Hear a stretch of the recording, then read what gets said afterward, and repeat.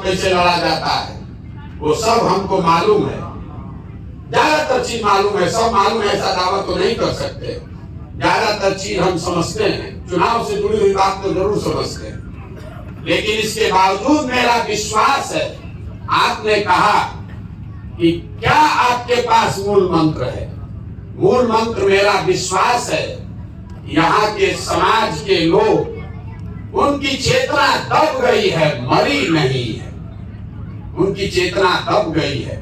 बिहार के लोग वो आईने के तरह है जिसके ऊपर धूल पड़ गया है।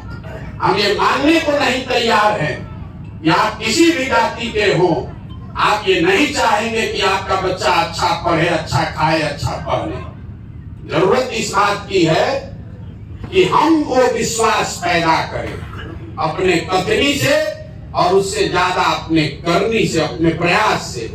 अगर आप यहाँ सोना और पीतल रखिएगा तो किसी समाज का आदमी है वो सोना ही उठाएगा।